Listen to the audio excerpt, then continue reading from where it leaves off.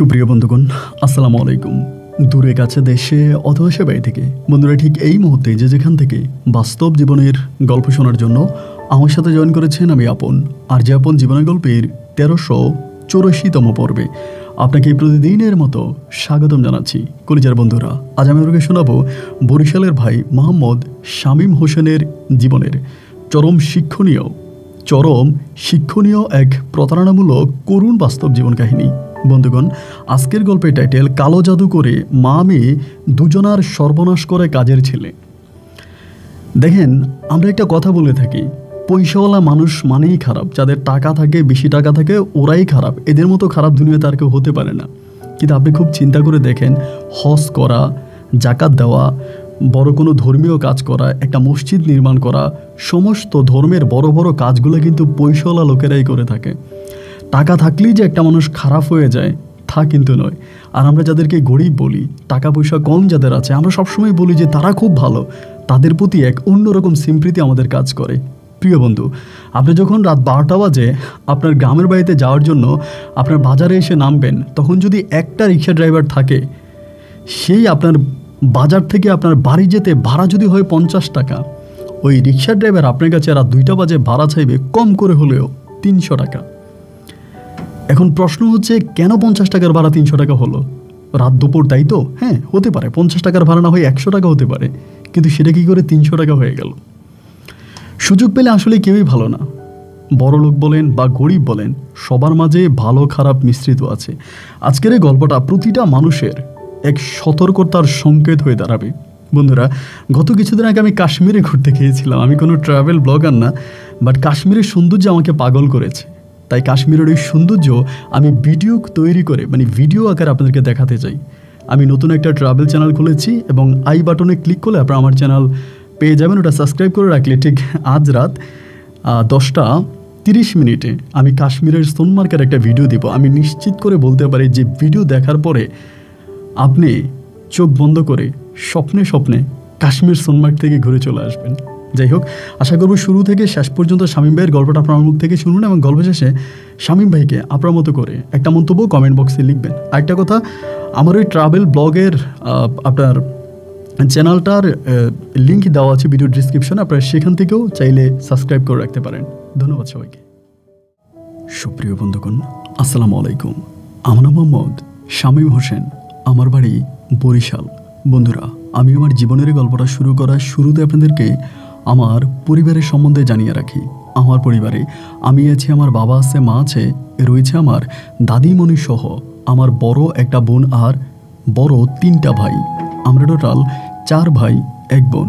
আমাদের পরিবারটা বরিশাল শহর ঘেঁষা কোনো এক ছোট্ট গ্রামে এক নিম্ন মধ্যবিত্ত পরিবার। আমার বাবা আগে ভ্যান গাড়ি চালাতো, এটাই ছিল আমার বাবার পেশা। কিন্তু সেখান থেকে হঠাৎ করে এক বড় লোকের চোখ আমার বাবার উপরে পড়ে। আমার বাবার উপরে ওই বড় লোকের চোখ পড়ার পরে ওই বড় লোকের বাসায় আমার বাবা তখন কাজের উদ্দেশ্যে যায় এবং সেই বড় লোকের বাসায় কাজের মানুষ হিসাবে আমার আব্বা কাজ করত। আমার আব্বা দেখতে শুনতে খুব সুদর্শন ছিল, যথেষ্ট লম্বা, ফর্সা এবং খুবই দেখার মতো একটা মানুষ ছিল। আমার বাবা সে বাসায় যখন কাজ করতো, দেখা যায় আমরা তখন অনেক ভালোভাবে জীবন কাটাতে শুরু করি, কারণ ওই বড়লোকের বাসায় আমার আব্বাকে অনেক বেশি বেতন দেওয়া হতো। সেই বেতনের টাকায় আমাদের পরিবারটা অনেক ভালোভাবেই চলতো। আব্বার সেই বাসায় কাজ করা অবস্থায় আমার একেবারে বড় যে আপুটা আছে, আমার বড় আপুর তখন বিয়ে হয়ে যায়। এবং ওই বাসা থেকে ওনাদের যে ম্যাডাম আছে, ম্যাডামের নাম আপনার ফাহিমা ম্যাডাম। ওই ফাহিমা ম্যাডাম আমার বড় বোনের বিয়ের প্রায় সমস্ত খরচ বরচ উনি একাই বহন করে এবং উনি আমাদের পরিবারের সাথে খুবই একাত্মতা। আমাদের পরিবারের প্রতিটা মানুষের সাথে ওনাদের পারিবারিক একটা সম্পর্ক আছে। তাদের বাসায় যে কোনো ছোটোখাটো একটা অনুষ্ঠান হলেও আমাদেরকে ইনভাইট করা হতো, আমাদেরকে দাওয়াত দেওয়া হতো, আমরা সেই অনুষ্ঠানে যাইতাম। যার কারণে দেখা যায় ওই পরিবারের মানুষগুলোর সাথে আমাদের সম্পর্কটা খুবই মধুরভাবে কাটতে থাকে। আমি তখন খুবই ছোট, অনেক বড় না, তখন আমি আপনার ক্লাস 5 ক্লাস 4 পড়ি, ওইরকম একটা বয়সে। আমার যতটুকু আধো মনে আছে আর কি, আমার বাবা হঠাৎ করে খুব বেশি টেনশানে পড়ে যায়। কেন এতটা টেনশানে পড়ে যায় এটা কিন্তু বুঝতাম না। ঘরে আসলে আব্বু কান্নাকাটি করতো, হঠাৎ করে কেমন জানি একটু মনমরা হয়ে থাকতো। তো আমি আমার আব্বুকে অনেক বেশি ভালোবাসতাম। মানে আমরা যে 4 ভাই ছিলাম তাদের মাঝে আমি আব্বুকে সবচেয়ে বেশি ভালোবাসি। আব্বু আমার কাছে আমার ফ্রেন্ডের মতো। আব্বু আমার সাথে মানে সবসময় আমাকে সব জায়গায় নিয়ে যাইতো এবং ঈদে চাঁদে বা বড় কোনো অনুষ্ঠানগুলোতে আমার আব্বা যদিও আমার ভাইদেরকে কিছু না দিত আমারে দিত। পরিবারের ছোট ছেলে হিসাবে আমি ছিলাম আমার আব্বার কলিজার টুকরা। অনেক ভালোবাসতো কিন্তু আমার আব্বা আমাকে। যাই হোক, এমন করেই যখন মোটামুটি আমি ওই বয়সে আসি সেই সময়টাতে দেখতে পেতাম আব্বু কেমন জানি একটা চিন্তার ভাঁজ আমার আব্বার কপালে পড়ে গেল। কেমন জানি কেমন একটা বিষয় নিয়ে খুব বেশি চিন্তা করতে থাকে, কারোর সাথে খুব বেশি একটা কথা বলে না, অলওয়েজই মন খারাপ করে থাকে। কেমন একটা পরিস্থিতি আমার আব্বার মাঝে দেখা দেয়। আমার সাথেও খুব বেশি একটা কথা বলে না। আমি যদি কথা বলতে যাই আব্বু আমাকে উল্টে ইগনোর করে, আমার সাথে কথা বলতে চায় না। মা বলে তোর বাবার সাথে কি বেশি কথা বলিস না, তোর আব্বার মন ভালো নাই। তো কেন আব্বার মন ভালো নাই সেটা কিন্তু বুঝতাম না। এভাবে কিছুদিন পরে আমি হঠাৎ করে জানতে পারি আমার আব্বা হসপিটালে। তো আব্বু হসপিটালে, ছোট মানুষ ছিলাম, লজ্জার কথা তাও কি বলবো, আমি জানতে পারি যে আমার আব্বার যৌনাঙ্গ কেটে ফেলা হয় ওই বাসায়। যে বাসায় আমার আব্বা চাকরি করতো ওই বাসায় আমার আব্বার সাথে এই ধরনের কাজ করা হয়। এবং এটা জানার পরে আমরা তখন খুবভাবে মর্মাহত হই। এবং মর্মাহত হই তখন মোটামুটি আমি যতটুকু বুঝি আর কি। অনেকেই বলে আমার বাবা নাকি ওই বাসার ম্যাডামের সাথে খারাপ কাজ করছে, বা ওই বাসার কারো না কারোর সাথে আমার আব্বা খারাপ কোনো কাজ করছে, এই জন্য আমার আব্বাকে এরকম শাস্তি দিছে, এরকম কথাবার্তা আমরা শুনতে পাই। তো আমি যাইতাম আব্বার কাছে, আব্বার গিয়ে বলতাম আব্বা তুমি কি করছো, কেন তোমারে হসপিটালে পাঠাইছে। আব্বা খুবই লজ্জা পাইতো। এবং আমার আব্বার এই ঘটনা ঘটার পরে আমার বড় বোনের শ্বশুরবাড়িতে তখন বিষয়টা জানাজানি হয়ে যায় যে আমার আব্বা বড় লোকের বাসায় খারাপ কাজ করতে গিয়ে ধরা খাইছে, আব্বুর এমন সর্বনাশ করে দিছে। এটা জানার পরে আমার বড় বোন জামাই তখন আমার বড় আপুকে আমাদের বাসায় পাঠিয়ে দেয়। মানে উনি আর আমার বড় বোনকে নিয়ে সংসার করবে না, যার বাবা এরকম দুর্চরিত্রা এরকম খারাপ কাজ করছে তার মেয়েকে নিয়ে আমার ওই দুলাভাইয়ের সংসার করবে না। যার কারণে আমার বড় আপুকেও তখন আমাদের বাড়িতে পাঠিয়ে দিছে। আব্বুর চিকিৎসার জন্য অনেক টাকা দরকার ছিল। মানে আমরা কিন্তু অতগুলো টাকা পাইতাম না, আমরা খুবই গরিব ছিলাম। আব্বু ওই বাসায় চাকরি করে মানে যা কয়েক টাকা পাইতো তা দিয়ে আমরা খুব কষ্ট করে চলতাম। মানে অতটা ভালোভাবে চলাফেরা করতে পারতাম না।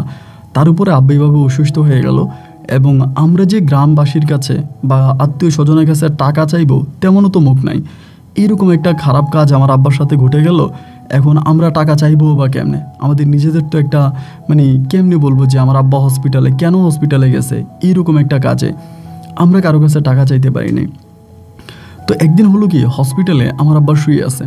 তো আমি ওই দিন বিকেল বলতে সন্ধ্যার পরে আমার যতটুকু আধো আধো মনে আছে, আমি আমার বড় আপু আর আমার বড় ভাইয়া হচ্ছে আব্বাকে দেখার জন্য হসপিটালে গেছিলাম। তো ওই দিন আম্মা কী করলো, পুঁটি মাছের ঝোল রান্না করছে। তো আমার আব্বারে নিয়ে পুঁটি মাছ ঝোল ভাত দেওয়া হলো, আব্বু খাইলো। খাওয়ার পর ওই দিন আব্বু অনেক খাবার খাইছে। খাবার খাইয়া আব্বা তখন বলতেছে যে শামীম তুই আমার সাথে থাক, আর আমার বড় বোনেরে আর আমার বড় ভাইরে বললো তোরা চলে যা। তো হসপিটালের রুমটা অনেক ছোট ছিল। আমার আব্বা কিন্তু হাঁটাচলা করতে পারতো, মানে বাইরে টাইরে যেতে পারতো, হাঁটতে পারতো, কিন্তু মানে আব্বুর মানে হসপিটালে থাকতে হয় আর কি, সরকারি হসপিটাল। তো এই অবস্থার মধ্যে আমরা কিন্তু আব্বুকে কোনো বেসরকারি হসপিটালও নিতে পারি নাই, বা বাংলাদেশের বাইরে মানে ভালো কোনো দেশেও নিয়ে আব্বুর ট্রিটমেন্ট আমরা করতে পারি নাই। অ্যান্ড কীভাবে করবো বলেন, আমাদের তো ওরকম টাকা পয়সা নাই। এরপরে আমার বড় আপু আর আমার বড় ভাইয়া তখন চলে গেছে, আমি আর আব্বু তখন শুয়ে আছি। আমার খুব মনে আছে আব্বু আমাকে জড়িয়ে ধরে মানে কেমন করে খুপিয়ে কাঁদতেছিল। তাই আমি বলি আব্বু কাঁদতেছো কেন, মানে কান্না কেন করতেছো? আমার আব্বা আমারে বলে তুই যখন বড় হবি তখন আমাকে খুব ঘৃণা করবি তাই না, এরকম করে কান্না করতে করতে বলে। আমি বললাম আব্বু আমি তোমাকে কেন ঘৃণা করবো, আমি তোমাকে অনেক ভালোবাসি, তোমাকে আমি সবচেয়ে বেশি ভালোবাসি। আমার আব্বা বলে না রে, আমার কারণে তোর বড়াপুর সংসারটা ভেঙে গেল, তোর বড়াপু বাড়িতেই চলে আসছে, আমার কারণে তোরা সমাজে মুখ দেখাইতে পারিস না। একটা সময় তুই যখন বড় হবি তখন আমারে গালি দিবি, তুইও কি ভাবিস বাবা খারাপ কাজ করেছি? তা আমার তো তখন বয়স অনেক কম, আমি তো বুঝি না কোনটা ভালো কোনটা খারাপ, মানে কোনটা কি তা তো আর আমি জানি না। আমি আব্বারে বললাম আব্বা আমি তো আসলে বুঝি না যে কোনটা ভালো কোনটা খারাপ, এগুলো তো আমি বুঝি না, তুমি কি করছো? আমার আব্বা বলে আমি কি করেছি তা আমি নিজেও জানি না রে বাজান। আমি বললাম কি বললা, তুমি জানো না? আমার আব্বা বলে আমি পরিস্থিতির শিকার, আমি গরিব, এটাই আমার অপরাধ, অন্যের দোষ আমার কাঁধের উপর দিয়ে আমাকে তোদের কাছে এভাবে ছোট করেছে। বাজান রে, তুই যদি বড় হোস আমার উপরে রাগ অভিমান রাখিস না বাবা। আমি যদি মরেও যাই তুই আমারে মাফ করে দিস, আমি তোর অনেক বেশি ভালোবাসি। আমি আব্বুর মুখের দিকে তাকিয়ে আছি, কেমন করে যে আব্বু কথাগুলো বলল, চোখের পানিগুলো তখন টলমল করে মাটিতে পড়তেছে। আমি আব্বুর দিকে তাকিয়ে তাকিয়ে চিন্তা করতেছি, আমার বাজানের এমন পরিস্থিতি কী করলো, আল্লাহ তার বিচার করুক। বাবার কোলে আমি তখন ঘুমিয়ে পড়েছি। বাবার কোলে ঘুমিয়ে পড়েছি, আর কোনো কিছু আমার মনে নাই। ঠিক একটা সময় হঠাৎ করে কিছু মহিলা এসা আমার ঘুমের মধ্যে ডাকতে শুরু করে। আমি তো আব্বার সাথে একই খাটে ঘুমাইছি হসপিটালের বেডে। ডাইকা বলতেছে, ওই বেটা উঠ উঠ, তোর মা বাবারে, তোর মায়েরও খবর দে। আমি বললাম, আমার মায়েরও খবর দিব কে? আমার মায়ের খবর দেবো কে? কী দিছে? বলো, তোর বাপে তো ফাঁসি দিছে। আমি বললাম, মানে আমার আব্বা ফাঁসি দিছে? মানে কী হয়েছে আমার আব্বার? পরে বলো, ওই দেখ দেখ তাড়াতাড়ি আয়। আমি তখন ওই হসপিটালের বেড থেকে নাইমে, তখন প্রায় শেষ রাত আর কি, দৌড়ে গেলাম। হসপিটালের পিছনে একটা কাঁঠাল গাছ আছে, অনেক বড় কাঁঠাল গাছ। আব্বু কই জেনে রশি পাইছে, কোত্থেকে কী করছে, ওখানে কিন্তু দারোয়ানও আছে ওই সাইডটাতে। দারোয়ানরাও কি দেখে নাই আমার আব্বা শেষ রাত ওখানে গিয়ে ফাঁসি দিয়ে মারা গেছে। আব্বুর মৃত্যুতে আমরা সবাই ভেঙে পড়ি। সকালবেলা আমার পরিবারের মানুষরা আসে, তখন আমার আব্বুকে হসপিটাল থেকে আপনার ওখানেই পোস্টমর্টমের ব্যবস্থা করে পুলিশিভাবে, এবং সেখান থেকে আমার আব্বার ময়নাতদন্ত করা হয়।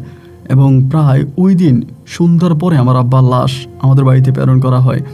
তা আব্বা লাশ যখন পাঠায়, একে তো আমার আব্বা গ্রামের সবাই বলতেছে যে আমার আব্বা এরকম একটা জঘন্য কাজ করছে, অনেক বড় পাপ করছে, আমার আব্বার মুখ দেখাই যাবে না। তার উপর আবার আমার আব্বা আত্মহত্যা করছে। আমার আব্বা ডবল পাপে পাপিষ্ট। সুতরাং আমার আব্বার কবরে কেউ মাটি দিতে আসবে না, আমার আব্বার কবরে কেউ মাটি দিবে না। সেই স্মৃতি, সেই মেমোরি জীবনে কোনো দিন আমি ভুলতে পারবো না। আজও যখন চোখটা বন্ধ করি আমার সেই কথাগুলো মনে হয়। আমি, আমার বোনেরা, আমার বোন, আমার ভাইয়েরা, আমার মা, আমরা সবাই মিলে মানুষের বাড়ি বাড়ি যাইতাম। আমার আব্বার লাশটা আনছে, লাশটারে দাফন করবেন, আপনারা আসেন না, কেউ আসেন। কবর খোঁড়ার জন্য লোকদের কাছে যাইতাম, আসেন কবর খুঁড়ে দেন, আমার আব্বাকে আমরা দাফন করব। কিন্তু কেউ আর আমার আব্বার লাশ দেখার জন্য আসলো না। সবাই বলল আমার আব্বা পাপী, আমার আব্বার কবর খোঁড়া যাবে না, আমার আব্বাকে মাটি দেওয়া যাবে না। সবশেষ আমরা বোনেরা সবাই মিলে সিদ্ধান্ত নিলাম যে আমরা আব্বার লাশ, আমার বোন, ভাইয়েরা, আমার মা, আমরা মিলে সিদ্ধান্ত নিলাম যে আমরা একাই বাবার লাশ দাফন করব। রাত 9:30 কি 10টা বাজে। সেই সময় আমরা কোদাল, তারপর সব কিছু নিয়ে কবরস্থানে গেলাম। কবরস্থানটা ছিল আমাদের গ্রামের সব মানুষকে ওই কবরে দাফন করা হতো। পুকুর পাড়ে কবরস্থানে যখন আমার মা আর আমার বড় বোন মিলে কবর খুঁড়তেছিল, হঠাৎ করে গ্রামের অনেকগুলো মানুষ কবরস্থানে চলে আসলো। এসে আমাদেরকে বললো, খবরদার। আমার আব্বার নাম ছিল শহীদুল ইসলাম, বলে শহীদের লাশ এখানে মাটি দেওয়া যাবে না। আমরা বললাম, কেন? আমার আব্বার লাশ কেন মাটি দেওয়া যাবে না?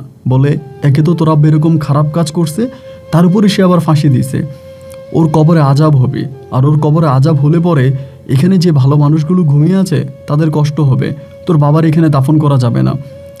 আমরা তখন বললাম, আমাদের তো ঘরভিটা ছাড়া আর কোনো জায়গাই নেই, আমাদের তো শুধুমাত্র ঘরভিটাটাই আছে, এখন আমাদের তো বাইরে কোনো জায়গা নেই, আমরা বাবার লাশ কোথায় দাফন করব? এখানে একজন বলতেছে, তোর বাবার লাশ পায়ের মধ্যে ইট বাইদা ফুকুরে ফালাই দে, মাছে খেয়ে ফেলবে। আমার বড় বোন তখন ওই লোকটার মুখের দিকে তাকিয়ে আছে। বড় ভাই একরকম খেপেই গেল। আমার মা আমার বড় ভাইকে ঠান্ডা করলো, বলল, শান্ত হ, মাথা গরম করলে হবে না, ঠান্ডা মাথায় চিন্তা করতে হবে। আমার মা বলল, তাহলে কি আপনারা এই কবরস্থানে আমার স্বামীর লাশ দাফন করতে দিবেন না? এক বাক্যে তারা বলে বসলো যে না, এই কবরস্থানে আমরা দিব না যে তোমার স্বামীর লাশ দাফন করতে, শহীদুলের লাশ এখানে দাফন করা যাবে না। পরে আমরা আর বাবার লাশ ওখানে দাফন করতে পারলাম না। আমরা আবারও পুনরায় বাড়িতে ফিরে আসলাম। বাড়িতে আসার পরে চিন্তা করতেছি, একে তো ধরেন আব্বুর পোস্টমর্টম হয়েছে, কাটা ছিঁড়ে গেছে, এখন কি করব? ধরেন আপনার লাশও তো নষ্ট হয়ে যাবে, লাশও তো নষ্ট হয়ে যাওয়ার মতো অবস্থা। মা কান্না করতেছে, ভাইরা কান্না করতেছে, আমার বোনও কান্না করতেছে। হঠাৎ করে মা সিদ্ধান্ত নিল, আমরা ঘরের মধ্যে তোর বাবার লাশ দাফন করব।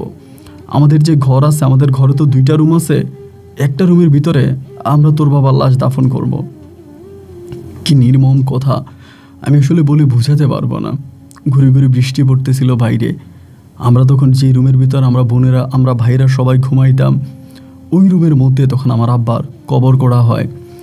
আমার মা, আমার বড় বোন, আমার ভাইয়া মিলে আব্বার কবর করে আমার মনে আছে, এবং সেই কবরে আমার আব্বার লাশ দাফন করা হয়। সাদা কাফনের কাপড় কেনার মতো টাকা আমাদের কাছে ছিল না। আমার মায়ের একটা কাপড়ে আমার বাবাকে পেঁচিয়ে তারপরে আমার আব্বার লাশটা মাটিতে নেওয়া হয়, কবরে নেওয়া হয়, দাফন করা হয়।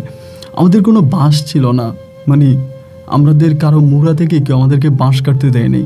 আমাদের একটা চৌকি ছিল, সেই চৌকিটা ভাঙা, চৌকির যে কাঠগুলো ছিল সেই কাঠগুলো উপরে দিয়া তারপরে আমরা আব্বুর লাশ মাটি দিছি। কেমন কবরে আমার আব্বাকে দাফন করেছি তা মনে হয় ইতিহাসের খাতায় সারা জীবন লেখা থাকবে। আব্বুর এই মৃত্যুর পরে এক রুমের ভিতরে আব্বু থাকতো কবরে, অন্য রুমের ভিতরে আমরা ভাই বোনেরা, বোন ভাই, আমার মা, আমরা সবাই ঘুমাইতাম। পরিবারে যে কী পরিমাণের অভাব ছিল ভাই আপনাকে বুঝাতে পারবো না। 3 বেলা খাবার খেতে পারতাম না। আমার বোনটার সংসারটা ভেঙে গেল। আমার বোন জামে আমার বোনকে কাবিনের টাকাও দিল না। আমার বোন কারো কাছে কোনো বিচারও পাইল না। গ্রামের মানুষ আমার বোনের দিকে খারাপভাবে ইঙ্গিত করে, খারাপ কথা বলে। আমার মা কোথাও কাজে যেতে পারে না। বড় ভাইয়া, আমার মেজো ভাইয়া, তারা এখানে সেখানে টুকিটাকি কাজ করে তা দিয়ে খাওয়ায়। এভাবে অনেকগুলো দিন কেটে গেল। হঠাৎ করে একটা সময় আমার নানুর বাড়ির অবস্থা অতটা ভালো ছিল না, খুব খারাপ ছিল। আমার নানা ভাই বলল তার একটা পরিচিত এতিমখানা আছে। আমার মায়েরে বললো একটা কাজ কর, শামীম তো দেখতে শুনতে অনেকটা সুন্দর আছে, ভালো আছে, ওরে আমি এতিমখানায় দিয়ে দিই, আমার কাছে দিয়ে দে। আমি বলবো ওর বাবা মা দুজনেই মারা গেছে, ওর বাপ মা কেউ নেই, ওর দেখাশোনা করার মতো কেউ নেই। এই বলে আমাদের এলাকায় একটি এতিমখানা আছে, এলাকায় বলতে আমাদের এলাকা থেকে দূরেই পরিচিত একটি এতিমখানা আছে, ওই এতিমখানায় আমি শামীমরে দিয়ে আসি। আমার মা তখন নানা ভাইয়ের মুখের দিকে তাকিয়ে আছে, অনেক ছোট মানুষ আমি তখন আমার মা বলতেছে যাবি তো নানা ভাইয়ের সাথে এতিমখানায়? আমি বললাম আমি তো চিনি না, আমি কেমনে যাব?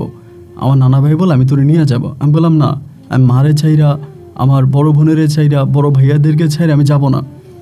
আমার নানা ভাই বলতেছে আমার সাথে চল, এখানে খাবার পাস না, খাইতে পাস না, কতটা কষ্টে আছিস, তোরে আমি যেখানে নিয়ে যাব ওখানে বরপেট খাবার দিবে, তোর খাবারের কোনো কষ্ট হবে না, তুই 3 বেলা বরপেট ভাত খাইতে পারবি, তোর যা যা দরকার হয় সবই ওখানে আছে, চল না আমার সাথে চল ভাই। আমি বললাম না, আমি যাব না, আমি কান্না করতেছি, আমি যাব না।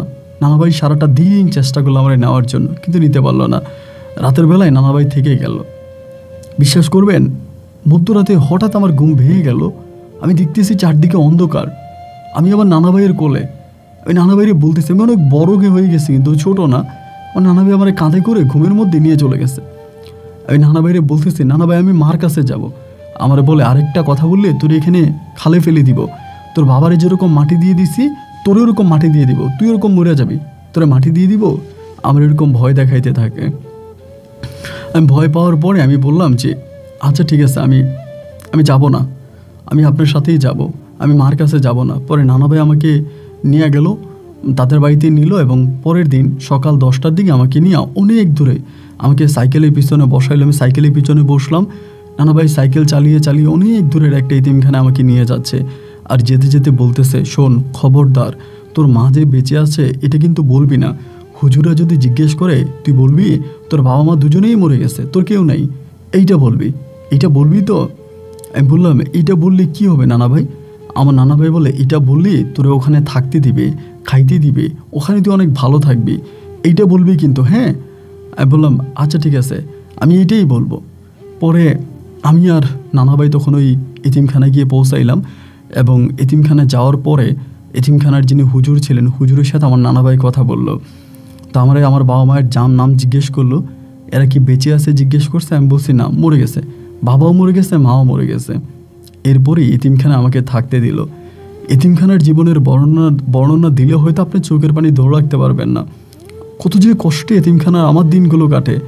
আমার কথা বললে ভুল হবে, যারা এতিমখানায় থাকে এদের প্রত্যেকের দিন যে কেমন করে কাটে রে ভাই, তা আল্লাহ ছাড়া কেউ জানে না। এমন একটা অবস্থা, আমরা আমাদেরকে সকালবেলা পাঠাই দিত, ধরেন ফজরের নামাজ পড়ার পরে আলু ফুটলে আমাদেরকে বিভিন্ন বাজারে পাঠাই দিত। 5 জনকে এই বাজারে, 5 জনকে ওই বাজারে, এরকম করে বিভিন্ন বাজারে পাঠাই দিত। আমরা 10টা, 11টা, 12টা দুপুর পর্যন্ত আমরা টাকা কালেকশন করতাম। কত টাকা কালেকশন করতাম আপনাকে বলে বোঝাতে পারবো না। এই সব টাকা নিয়ে মাদ্রাসার হুজুরকে দিতাম, আর মাদ্রাসার হুজুরের টাকাগুলো মাদ্রাসার যিনি মালিক মানে যিনি মাদ্রাসার মালিক ওনাকেই দিয়ে দিত। উনি টাকাগুলো নিয়ে চলে যেত।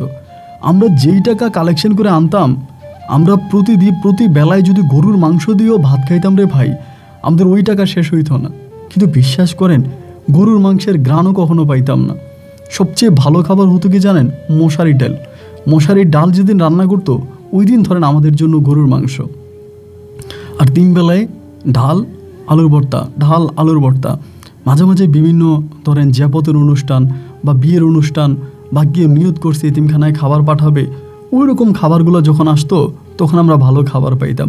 আবার এরকমও হইতো মাঝে মাঝে ধরেন আপনার খাবার পাঠাই দিত, অনেকেই বক্স করে করে খাবার পাঠাই দিত মাদ্রাসায়। তা আমাদের হুজুরে কিন্তু আমাদেরকে এগুলো খাইতে দিত না। কি বলবো, এগুলো বলতে গেলে হয়তো হুজুরদের ছোট করা হবে, তাই আমি আর নাই বলি।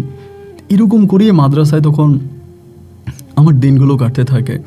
আমি মোটামুটি অনেকটা বড় হয়ে যাই, তখন প্রায় আমার বয়স প্রায় 9 থেকে 10 বছরের কাছাকাছি। তখন আমি এতিমখানায় আছি, 9-10 বছরের কাছাকাছি, 10-12 বছর হবে ওই বয়সে। তো এতিমখানার সামনে একটা কবরস্থান আছে এতিমখানার সামনে। তা আমি মাঝে মাঝে করে কি ওই কবরস্থানে গিয়ে বসে থাকি। মন খারাপ থাকে, ভালো লাগে না। আর বহু বছর হয়েছে বাড়িতেও যাই না। আমার মা বোন কেমন আছে তারও কোনো খবর জানি না, বাড়িতেও যাই না। ওই এতিমখানায় থাকতেছি, এতিমখানায় বড় হচ্ছি। তো একদিন হলো কি রাতের বেলায়, মানে গভীর রাতে আমার ঘুম আসতেছে না। চারদিকটায় মোটামুটি খুব আলো ফুটে আছে, চাঁদের আলো পড়তেছে, ঘুম আসে না। আমি তখন করলাম কি, তখন কিন্তু প্রতিদিনই টাকা কালেকশন করতাম, বিভিন্ন জায়গায় যাইতাম, ওখান থেকে মাদ্রাসায় টাকা কালেকশন করে দিতাম। তো আমি তখন করলাম কি, ওই মাদ্রাসার সামনে যে কবরস্থানটা আছে ওই কবরস্থানের ওখানে গিয়ে বসে আছি, এমনি বসে আছি। ওইখানে একটা গাছ আছে, গাছের নিচে বসে আছি, আর এই পাশটায় সব কবর, মানে এদিকে সব কিছু কবর। তো হঠাৎ করে একটা লোক, ওনার নাম হচ্ছে মৈতন কবিরাজ। তো মৈতন কবিরাজরে আমি চিনি। আমাদের মাদ্রাসা যেখানে, মাদ্রাসার পিছনে হচ্ছে, মানে মাদ্রাসা থেকে মোটামুটি পিছনে ওনার বাড়ি, উনি ওইখানেই থাকে। এবং এই লোকটা এরকম একটা লোক, উনি কবিরাজি করে। ধরেন বিভিন্ন জিন ভূতে ধরলে উনি চিকিৎসা করে, উনি কবিরাজ। মাঝে মাঝে আমাদের মাদ্রাসায় আসে, আমাদের হুজুরদের সাথে কথা বলে বা আমার সাথেও কথা বলে। তো সেদিন আমি দেখলাম কি, কবরস্থানে বসে আছি, আলো তো আছে, চাঁদের আলো ফুটতেছে। দেখলাম কি মৈতন কবিরাজ ওই কবরস্থানে একটা কবর খুঁড়তেছে। এটা আমি নিজের চোখে দেখলাম। তো ওই জায়গায় বসে বসে যখন এটা দেখলাম, কিরে কবরস্থান থেকে উনি কী করে, মানে কবরস্থানে করেটা কি। পরে দেখলাম কবর খুঁড়তেছে খুইরা, মানে কবরের ভিতর থেকে উনি কি জানি বের করতেছে। তা আমি কি করলাম, ওনার সামনে গেলাম। যেহেতু উনি এরকম এই কাজটা করতেছে, ওনাকে তো আমি চিনছি। উনি মাথায় সবসময় সাদা কাপড় পেঁচায় রাখে, সবসময় মাথার মধ্যে সাদা কাপড় দিয়ে রাখে। ওনার কাছে গেছি, কাছে যাওয়ার পরে দেখলাম উনি কবর থেকে ওই লাশের কি জানি একটা অংশ বের করতেছে। তা আমি ওখানে দাঁড়ায় আছি, উনি এটা বের করে যখন উঠছে, হঠাৎ আমাকে দেখে ভয় পেয়ে গেছে। আমার কিরে শামীম, আমি কিন্তু আমি চিনতো আমারে, মাদ্রাসায় আসলে আমার সাথে মাঝে মাঝে কথা বলতো, বা ওনার বাড়িতে নিয়ে আমার টুকিটাকি কাজ টাজ করাইতো। তা আমার বলে, কিরে শামীম, এত রাতে তুই এখানে? আমি বললাম, আমি এত রাতে এখানে, এটা জিজ্ঞেস করতেছেন, আর এত রাতের বেলায় আপনি কবরস্থান থেকে কি বের করলেন, এই কবরটা খুইলা? উনি আমার বলে, শামীম খবরদার, আমি যে কবর খুঁড়ছি, কবরের ভিতর থেকে কিছু বের করছি, এইটা শুধুমাত্র তুই আর আমি ছাড়া যদি কোনো তৃতীয় পক্ষ লোক জানতে পারে, তাহলে আমি তোর অস্তিত্ব রাখবো না, আমি তোকে একদম মেরে ফেলবো। খবরদার কাউরে বলবি না যে আমি রাতের বেলায় কবরস্থানে আসছিলাম এবং কবরস্থান থেকে আমি কিছু একটা বের করছি, এটা কাউরে বলা যাবে না। তখন আমি ওনার মুখের দিকে তাকিয়ে আসছি, কিরে উনি আমাকে এরকম করে বলতেছে কেন, যেটা কাউরে বলা যাবে না, কবরস্থান থেকে উনি কিছু একটা বের করছে, এটা আমি দেখছি। পরে আমি বললাম, আপনি যদি মানা করেন আমি এটা কাউরে বলবো না, আমার বলার কি প্রয়োজন আছে?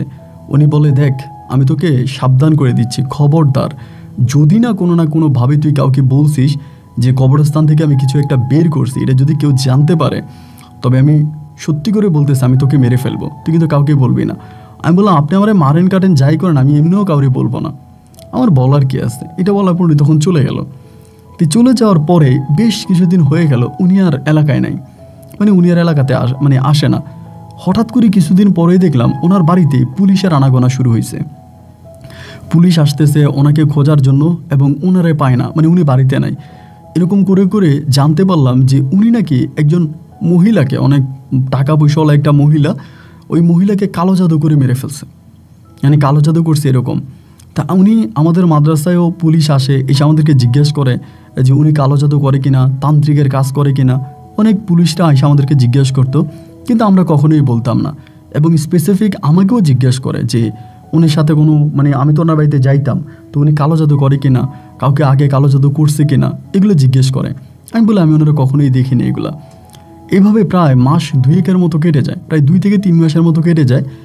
2 থেকে 3 মাস পরে একদিন এই মহিতন কবিরাজ কোত্থেকে জানি আসছে, মানে এর আগে উনি বাড়িতে ছিল, মানে হঠাৎ একদিন মাদ্রাসায় আসছে বিকেলবেলা। তখন আসর নামাজের পরে মাদ্রাসার বাচ্চারা সবাই খেলতেছে, আমি কিন্তু আবার মাদ্রাসায় খেলাধুলা করতাম না। আমি কী করলাম, পাশে বসে আছি জমিতে। উনি আমার এদিকে ডাক দিল, বললো স্বামী এদিকে আয়। ডাক দিছে, ডাক দেওয়ার পর আমার বসাইলো, বলে বাদাম খাবি? আমি বললাম না খাবো না। বলে নিয়ে বাদাম খা। বাদাম দিল, আমি বাদাম খাচ্ছিলাম। পরে আমারে বলে আচ্ছা স্বামী, তোর একটা কথা জিজ্ঞেস করবো? আমি বললাম হ্যাঁ করেন। বলে এখানে পুলিশ আসলো, সবাই অনেক কিছু জিজ্ঞেস করলো, তোরও নাকি জিজ্ঞেস করছে আমি কালো জাদু করি কিনা, তা তুই পুলিশের কাছে কোনো কিছু বলছিস? আমি বললাম না, আপনি না আমাকে মানা করছেন। বলে তুই কাউরেই কিছু বলিস না? আমি বললাম না, আমার কি প্রয়োজন আছে কাউরে কিছু বলার, আমি কাউরেই কিছু বলি না। বলে মাদ্রাসার কাউরেই বলিস না? আমি বললাম না। উনি বলে তুই অনেক ভালো রে, তোর বাবা কি করে? আমি বললাম মা, আমি ইতিমখানায় থাকি, আর আপনি জিজ্ঞেস করতেছেন আমার বাবা কি করে? আমার বাবা থাকলে কি আমি ইতিমখানায় থাকতাম? উনি বলে না, তুই হয়তো জানিস না, এই মাদ্রাসায় অনেক বাচ্চা কাচ্চা আছে যাদের বাবা আছে, মাও আছে, কিন্তু ইতিম পরিচয়ে মাদ্রাসায় থাকে। আমি তখন বললাম যে দেখেন আমার এরকম কিছুই না। পরে আমার বলে শামীম, তোরে দেখে আমার খুব ভালো লাগে রে, তুই দেখতে শুনতে অনেকটা লম্বা, ফর্সা, সুন্দর, তোকে দেখতে বড় লোকের ছেলের মতো লাগে। আচ্ছা তুই কি আমার সাথে থাকবি? আমি বললাম আমি তো আপনার সাথেই আছি, আপনার পাশে মাদ্রাসাতে আমি থাকি, আপনার সাথে না। উনি বলে না, এভাবে না, তুই খুব বিশ্বাস তো একটা ছেলে, মানে অনেকটা বিশ্বাস তো তুই একটা ছেলে, তোর উপর আমার বিশ্বাস আছে, তাই আমি চাচ্ছি কি যে তোরে আমি আমার কাজে লাগাবো। আমি যে কাজটা করি ওই কাজে আমি তোকে অ্যাড করব, এবং আমি তোকে আমার অবর্তমানে অনেক বড় একজন কবিরাজ বানাবো। যে কাজগুলো আমি করি এই কাজগুলো আমি তোকে দিয়ে করাবো। আমি তখন বললাম দেখেন আমার বেঁচে থাকা আর মরে যাওয়ার মাঝে কোনো পার্থক্য নাই, ঠিক তেমনি আমি মাদ্রাসায় থাকা আর আপনার বাড়িতে থাকা একই কথা। পরে বলে তুই কি যাবি, নাহলে আমি হুজুরের সাথে কথাবার্তা বলে তোকে পার্মানেন্টলি আমার বাসায় নিয়ে নিব। আমি ঠিক আছে আপনি চাইলে নিতে পারেন। পরে তিনি কী করলো, আমাদের মাদ্রাসার যিনি মানে প্রধান শিক্ষক ছিল তার সাথে কথা বলল, এবং এতিমখানাদের সাথে কথা বলল, এবং অনেকের সাথে কথাবার্তা বললো। মাদ্রাসায় অনেক টাকা দিয়ে, প্রায় 20-30 হাজার টাকা দিয়েছে সেই সময়তে। 30 হাজার টাকা দিয়ে পরে মাদ্রাসা থেকে উনি আমাকে একরকম কিনে নেয়, মাদ্রাসা থেকে আমাকে কিনে নেয় ওনার বাড়িতে, এবং বাড়িতে নিয়ে যাওয়ার পরে উনি তখন ওনাকে আমার সাথে রেখে দেয়। উনি তখন তন্ত্রমন্ত্র কাজ করতো, বিভিন্ন হুজুর কবিরাজি করতো, উনি বিভিন্ন জায়গায় যাইতো, বিভিন্ন বাড়িতে জিনের আচর থাকতো, আর জিনে অনেক বাড়িতে সমস্যা করতো, সেই সমস্যার সমাধান করতো। বিভিন্ন জায়গায় আমাকে উনি সাথে করে নিয়ে যাইতো, আমি ওনার সাথে যাইতাম। তখন আস্তে আস্তে উনি আমার বলে তুই বাড়ি যাবি না, তোর বাড়ি যেতে ইচ্ছে করে না। তো আমি এরকম বাড়ি যাইতাম, ঘরে যাইতাম। একটা দিন উনি আমার সাথে আমার বাড়িতে গেছে। ওই সময় আমার বড় ভাইয়াও টাকা পয়সা ইনকাম করে, আমার যে 3 ভাই আছে 3 ভাই তখন টাকা পয়সা ইনকাম করে, আর আমার বড় বোনের অন্য আরেকটা জায়গায় বিয়ে দিয়ে দিছে। আমার বড় বোনের বিয়ে হয়ে গেছে। তো আমার 3 ভাই তখন কাজ করে, ভালোই টাকা কামায়, মানে তখন আর পরিবারে অভাব নাই, তারা টাকা পয়সা কামাইতেছে, আমারে খাওয়াইতেছে, পড়াইতেছে, ভালো করেই চলতেছে। তা আমি কবিরাজের সাথে থেকে গেছি, কবিরাজের সাথে আমি থাকতেছি, কবিরাজ আমাকে ওনার মতো করে রাখতেছে, কাজকাম করাইতেছে, আমি কাজকাম শিখতেছি। এরকম করতে করতে আমি ওনার এখানে প্রায় 7 থেকে 8 বছরের মতো আমি কাজ করি। এবং এই 7-8 বছর ওনার কোনো ছেলেও নাই, শুধু ওনার একটা মেয়ে আছে, নাম হচ্ছে মরিয়ম, মানে ওনার একটাই মেয়ে, ওনার কোনো ছেলে নাই। তো ওনার পরিবারে আমি এমনভাবে কাজ করি যা বলা বাহুল্য, মানে সারাদিন কাজ করে ওনার সাথে থাকি, কবিরাজের কাজ করি, ওনার জমি জামা আছে এগুলো দেখাশোনা করি, ওনার ছাগল গরু আছে এগুলো দেখাশোনা করি, এবং সর্বোপরি ওনার ডান হাত হয়ে আমি তখন থাকি, সব কাজকাম আমি করি। এবং উনি আমাকে অনেকটা সাপোর্ট করে, বিভিন্ন কাজে আমাকে সাপোর্ট করে, আমাকে অনেক ভালোবাসে, অনেক আদর করে, স্নেহ করে। এমন করেই তখন ধরেন আমার দিন আর রাতগুলো কাটতেছে। এরকম করতে করতে আমি প্রায় প্রাপ্তবয়স্ক হয়ে যাই। তখন বয়স আমার প্রায় 19 থেকে 20 বছরের কাছাকাছি, প্রাপ্ত বয়স। ওই সময়টাতে ওনার যে মেয়ে আছে মরিয়ম আমাকে পছন্দ করে বসে। সেই সময় তো আসলে মোবাইল ফোনের ব্যবস্থা ওভাবে ছিল না। মরিয়ম আমার জন্য চিঠি লেখে, এবং চিঠির ভাষায় মানে চিঠির মধ্যে সে আমাকে পছন্দ করে, আমার সাথে সংসার করতে চায়, আমার সাথে থাকতে চায়, এরকম ভালোবেসে আমাকে একটা প্রেমের পত্র লিখে। তো চিঠি লেখার পর আমি চিঠিটা পাই, প্রথম যখন লেখে, তো এই চিঠিটা পাওয়ার পরে দেখলাম সে আমাকে ভালোবাসে, এগুলো পত্র লিখলো। তো তা আমি তারা সরাসরি উত্তর দিলাম, চিঠির উত্তর আর দিলাম না। তারা সরাসরি জিজ্ঞেস করলাম যে মরিয়ম, তুমি যে আমার কাছে চিঠিতে এগুলো লিখলা, কেন লিখলা? এখনও আমার বলতেছে যে আশ্চর্য, আমি আপনাকে চিঠিতে লিখলাম, আপনিও তো উত্তরটা আমাকে চিঠিতেই দিবেন, এমন করে কেন বলতেছেন?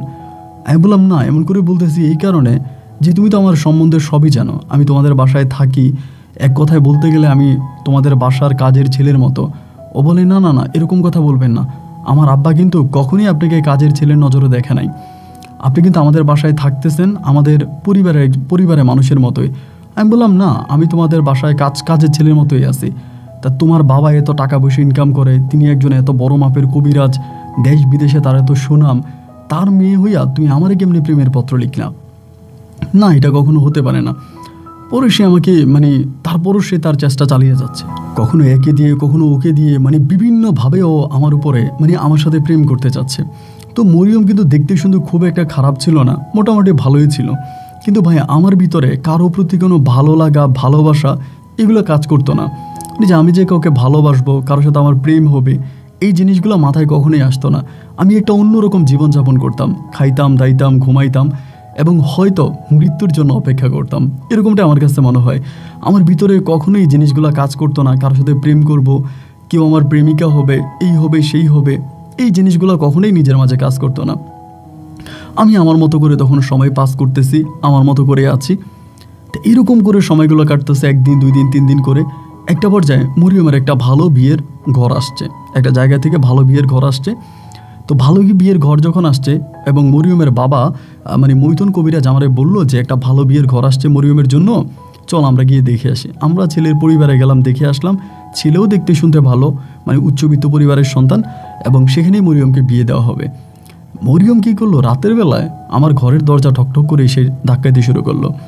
আমি বের হইছি, আমারে বলতেছে আমি আজকের রাতে ফাঁসি দিব। কেন ফাঁসি দিবা? বলে আমি আপনাকে ভালোবাসি, যদি বিয়ে করতেই হয় আমি আপনারই বিয়ে করব, এছাড়া আমি কখনোই অন্য কাউরে বিয়ে করতে পারবো না, আমার পক্ষে অন্য কারো বিয়ে করা সম্ভব না। আমি আজকে আত্মহত্যা করে মরে যাব, হয় আপনি আমাকে বিয়ে করবেন, নাহলে আমি সুইসাইড করব। আমি পড়ে গেলাম মহাবিপদে। আমি বললাম, আরে তুমি এগুলো কী বলতেছো, তুমি আত্মহত্যা করবা কেন? এখানে আত্মহত্যা করার কি আছে? তোমার বাবা তোমার বিয়ে ঠিক করছে, আমিও গিয়ে দেখে আসছি, ছেলে দেখতে শুনতে ভালো, ফ্যামিলি ব্যাকগ্রাউন্ডও ভালো, ছেলে পক্ষের ভালো আগ্রহও আছে, তো তুমি কেন এরকম করতেছো?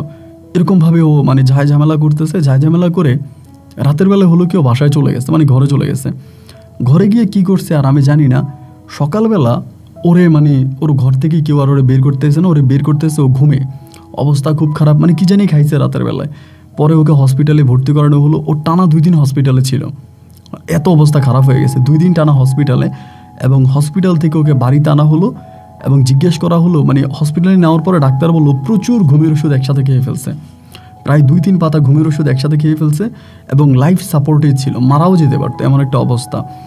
পরে ঘুমের ওষুধ খাওয়ার পরে ওরে বাড়িতে আনছে, আনার পরে ওর মা, ওর দাদি সবাই ওরে ধরছে যে কি হয়েছে বা তুই কেন ঘুমের ওষুধ খাইলি, আমাদের কাছে বল, আমরা তোর কোন ইচ্ছে অপূর্ণতা রাখছি।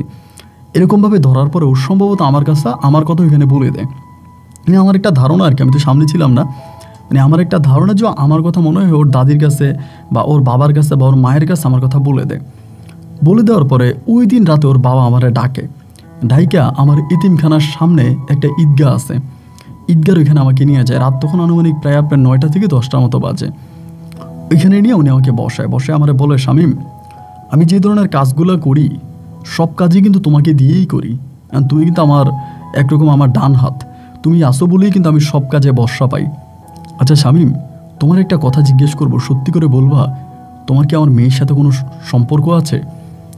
আমি তখন বললাম, দেখেন আপনার মেয়ের সাথে আমার কোনো সম্পর্ক নাই, কিন্তু আপনার মেয়ে আমাকে পছন্দ করে, ও আমাকে প্রেমের প্রস্তাব দিছে চিঠির মাধ্যমে, ও আমার সাথে থাকতে চায়, এগুলো আমাকে চিঠিপত্রের মাধ্যমে আমাকে ও ভালোবাসে, এগুলো জানাইছে। কিন্তু বিশ্বাস করেন আমার ভিতরে ওর জন্য কোনো রকমের ভালোবাসা নাই।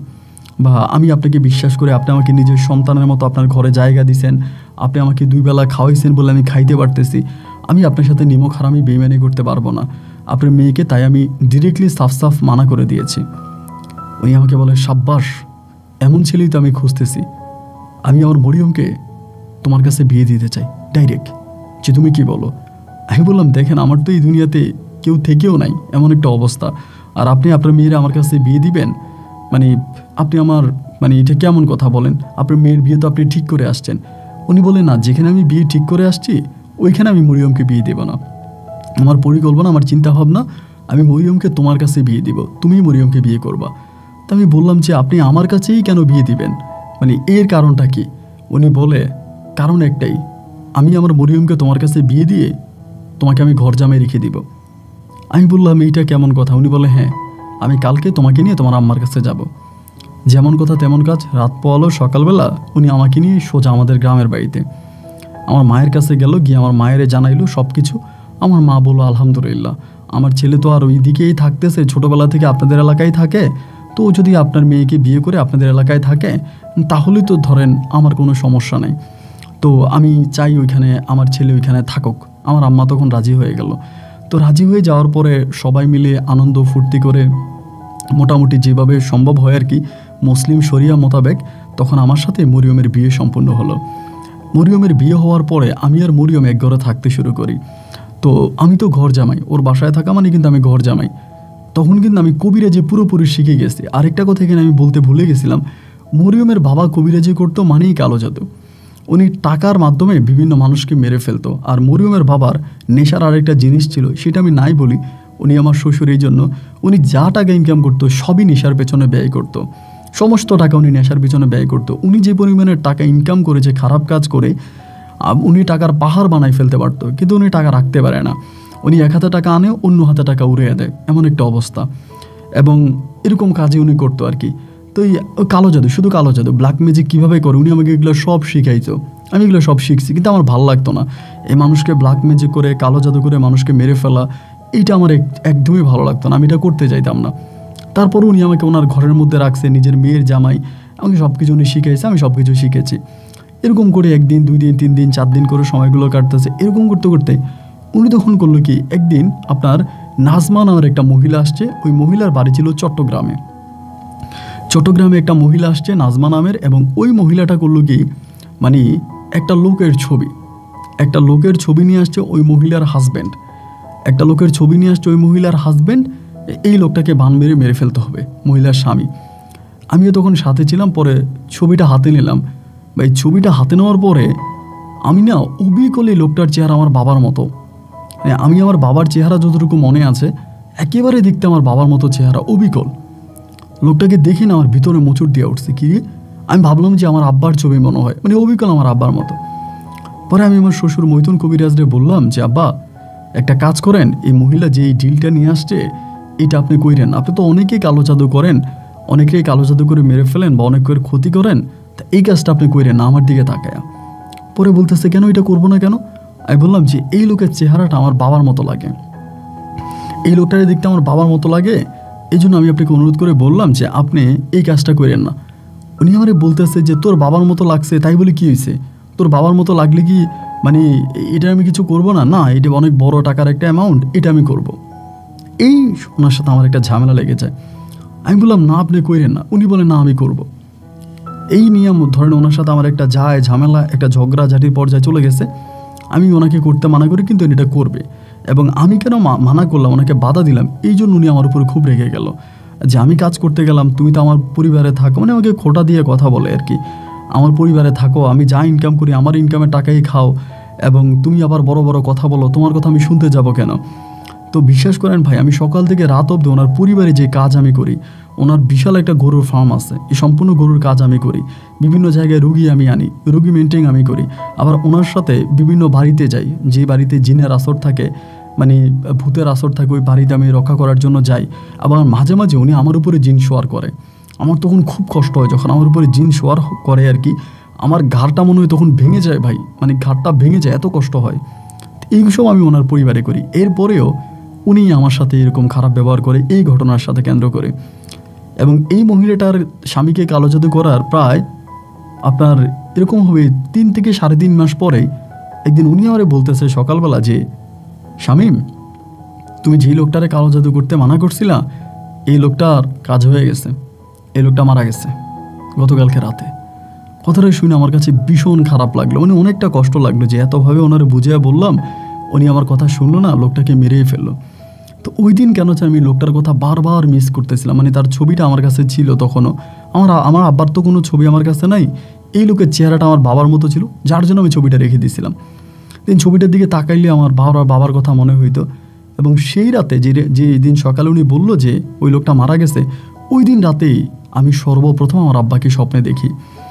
আমি দেখি আব্বা আমার কাছে আসছে, এসে আব্বা আমার মাথা হাতায় দিতেছে, আমার কপালে চুমু দিতেছে, আমাকে জড়াই ধরতেছে, মানে আব্বু আমার সাথে এরকম আলিঙ্গন করতেছে। তো তখন আমার ভিতরে মনে হলো যে আমার আব্বা আমার মাঝে এখনও বেঁচে আছে। এবার আমি আস্তে আস্তে আমার পারিবারিক বিষয়গুলো মরিয়মের সাথে শেয়ার করতে শুরু করি। মরিয়মকে বলি যে তোমার আব্বাকে মানা করছিলাম, তোমার আব্বা আমার কথা শুনে নাই, এরপরও তোমার আব্বা ব্ল্যাক ম্যাজিক করে লোকটাকে মেরে ফেলেছে, লোকটার চেহারা দেখতে আমার বাবার মতো।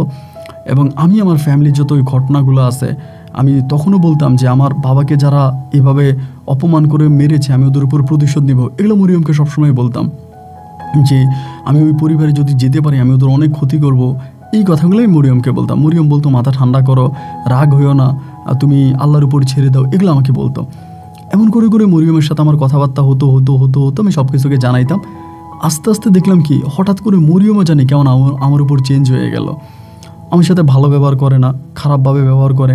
মরিয়মের মাও আমার সাথে খারাপ ব্যবহার করে, মরিয়মের বাবা তো আমার সাথে খারাপ ব্যবহার করতে আসে। ওই ব্ল্যাক ম্যাজিক বন্ধ করতে যেদিন থেকে বলছি, এরপর থেকে একটা পর্যায়ে দেখা গেল যে এই পরিবারের প্রতিটা মানুষ আমার সাথে দুর্ব্যবহার করে, আমার সাথে খারাপ ব্যবহার করে, কেউ আমার সাথে একটু ভালো করে কথা বলে না, সবাই আমাকে কুকুরের মতো ঘেউ ঘেউ করে আমার সাথে কথাবার্তা বলে।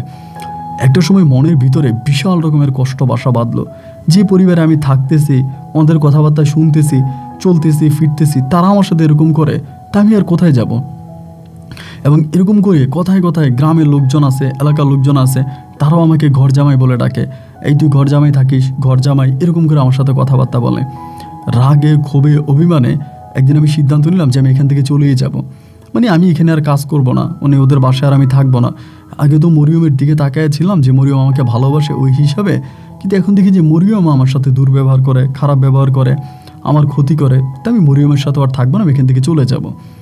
এরকম করে কিছুদিন পরে একদিন রাগ অভিমান খুব বুকে নিয়ে আমি মরিয়মদের বাসা থেকে পালায়া যাই। তখন কিন্তু আমার বাচ্চা কাচ্চা কোনো কিছুই হয় নাই, মরিয়মের সাথে আমি থাকলাম, বহু বছর সংসারও করলাম। ওদের ওখান থেকে আমি তখন পালায়া যাই। পালিয়ে যাওয়ার পর আমি কিন্তু সবসময় পাঞ্জাবি পরতাম, টুপি পরতাম, আমার মুখের মধ্যে আবার দাড়ি ছিল, মানে খুবই বুজুর্গ টাইপের একজন লোক আমি ছিলাম। এরকম পরে ওদের বাসা থেকে আমি তখন পালায়া যাই। ওদের বাসা থেকে পালিয়ে যাওয়ার পরে তখন আমি করলাম কি, একটা জায়গার মধ্যে গিয়ে, মানে আপনার বরিশাল শহরেই একটা ফ্যাক্টরিতে গিয়ে একটা চাকরি নিলাম। মানে আপনার ফ্যাক্টরি বলতে এটা একটা আপনার ফ্যাক্টরির মতো আর কি, মাছ টাছ হচ্ছে আপনার রাখে ফ্রিজের মতো, ওইরকম একটা ফ্যাক্টরিতে চাকরি নিলাম, ওখানে আমি কাজ করি। তো ওই যেখানে আমি কাজ করি ওই খামারের পিছনেই হচ্ছে আমার বোনের বাড়ি, যে আমার বোনকে বিয়ে দিচ্ছি ওইখানে আমার বোনের বাড়ি। আমার বোন জামাই আবার মানে লজ্জার কথা বলে লাভ নেই, উনি রিক্সা চালক। তাই আমি আমার বোনের বাসায় থাকতাম, বোনের বাসায় থাইকা তারপর ওই খামারে কাজ করতাম। এরকম করে 1 দিন 2 দিন 3 দিন 4 দিন করে সময়গুলো কাটতেছে, দিন রাতগুলো কাটতেছে, আমি ভালোভাবেই কাজ করতেছি। এই করতে করতে একদিন হলো কি, আমার বোন আমারে বললো যে ভাইয়া তোমার নিয়ে এক জায়গায় যাব, তার কোন একটা বান্ধবী না কি জানি আছে, একটা দাওয়াত আছে, ওইখানে যাবে রাতের বেলা আমারে বললো। তো বলার পরে আমি কিন্তু ইদানিং আমার আব্বারে প্রচুর স্বপ্নে দেখতাম, মানে প্রতি রাতে আব্বারে স্বপ্নে দেখতাম, আমার বোনের সাথেও শেয়ার করতাম, আব্বুরে স্বপ্নে দেখি, আব্বুর কথা মনে হয়। আমার বোনও বললো আব্বু তোর অনেক ভালোবাসতো, তোমার আব্বু অনেক ভালোবাসতো, এই জন্য আব্বুরে স্বপ্নে দেখো, মন খারাপ করো না, এরকম করে আমার বোন আমারে বুঝাইতো। আবার বোনের বুঝ আমি ভালোভাবেই নিতাম। এই করে আমি আমার বোন তখন রিক্সা দিয়ে এক জায়গায় যাচ্ছিলাম, আমার বোনের কোন বান্ধবীর বাসায়। ওই বাসা থেকে ফিরে আসার পথে একটা বাড়ির সামনে আমার বোন দাঁড়াইলো, এসে দাঁড়াইলো। তো আমি তখন বোনের দিকে তাকিয়ে আছি যে কী ব্যাপার, এই বাড়ির সামনে এসে দাঁড়াইলা কেন? আমার বোন আমারে বলতেছে এই বাড়িটা চিনিস? এমনি আমাকে বলে। আমি বললাম না তো, এই বাড়ি চিনবো কেমন, আমি তো আর জীবনে কখনো এই বাড়িতে আসি নাই। আমার বোন বলে এই বাড়ির ভিতরে কিছু মানুষরূপী অমানুষ বসবাস করে। আমি বললাম আপু এটা কার বাড়ি? বলে এটা হচ্ছে যারা আমার আব্বাকে মেরে ফেলেছে ওই মির্জাফর ডাক্তারের বাড়ি। আমি বললাম ডাক্তার? বলে হ্যাঁ, এই বাড়ির যিনি মালিক সে তো ডাক্তার, তার বউ ফাহিমা সে অন্যের বাচ্চা, মানে অন্য পুরুষের সাথে খারাপ কাম করে পেটে বাচ্চা নিছে, আর এই দোষ দিয়ে দিছে আমার আব্বারে, আমার নির্দোষ বাবারে এই মহিলা মেরে ফেলছে। আমি বললাম তারা কি এখনই বাসায় থাকে? আমার বোন বলে হ্যাঁ, তারা এখনই বাসায় থাকে, তারা আমার আব্বারে মেরে ফেলছে, তাদের বিচার যদি আল্লাহ করে। আমার বোন তাদের বাড়ির সামনে দাঁড়িয়ে অনেকক্ষণ ধরে কান্না করলো। কান্না করে করে আমার বোন তখন বাড়িতে ফিরে আসছে। বাড়িতে যখন মানে বাসায় ফিরে আসছে, আসার পরে সে রাতের বেলায় আমার ভিতরে এক ধরনের অন্যরকম রাগ কাজ করতে শুরু করলো। আমি কিন্তু এই বাসার অ্যাড্রেস আগে জানতাম না যে এই বাসায় আমার বোন থাকে, বা আমার আব্বাকে এই বাসায় হত্যা করা হয়েছিল, আমার আব্বার সাথে এই বাসায় হয়েছে। মানে প্রচণ্ড রকমের রাগ, অভিমান, ক্ষোভ তখন আমার বাসায় কাজ করতে থাকে, মানে আমার মনের ভিতরে। এরপর আমি যেটা করলাম যে যেভাবেই হোক, মানে যেভাবেই হোক এই বাসায় আমি যাব, এবং এই বাসায় যারা আমার আব্বাকে নির্মমভাবে হত্যা করেছে, আমার আব্বার শরীরে কলঙ্কের কালি মেখে দিয়েছে, আমি তাদের উপর প্রতিশোধ দিব। এক অন্যরকম প্রতিশোধের নেশা তখন আমার মনে জেগে বসে। এবার আমি করি কি, কাচের ফাঁকে ফাঁকে ওই বাড়ির সামনে গিয়ে ঘোরাফেরা করি। বাড়িটা বিশাল একটা বড় বাড়ি, আমার মনে হয় বরিশাল শহরের সবচেয়ে সুন্দর বাড়ি হবে এটা। বাড়ির সামনে গার্ডেন আছে, বিশাল একটা গার্ডেন আছে, বাড়ির মধ্যে 2-3টা গাড়ি আছে, এবং খুবই সুন্দর সজ্জিত একটা বাড়ি। বাড়ির সামনে দিয়ে মাঝামাঝি গিয়ে দাঁড়ায় থাকি। এরকম করে একদিন হঠাৎ করে মানে বাড়ির সামনে দাঁড়ায় আসি, একটা মহিলা এসে আমাকে ডাক দিল, এই হুজুর এদিকে আসেন। আমি তো আমার দাঁড়িয়ে ছিল, মানে মাথায় টুপি পরা, আমার বলে এদিকে আসেন।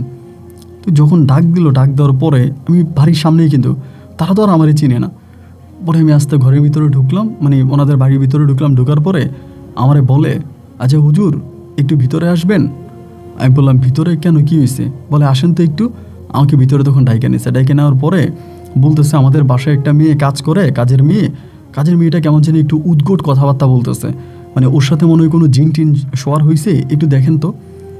পরে আমি কাছে গেলাম, যাওয়ার পরে মানে আমি তো কবিরাজি এমনিতেও জানি।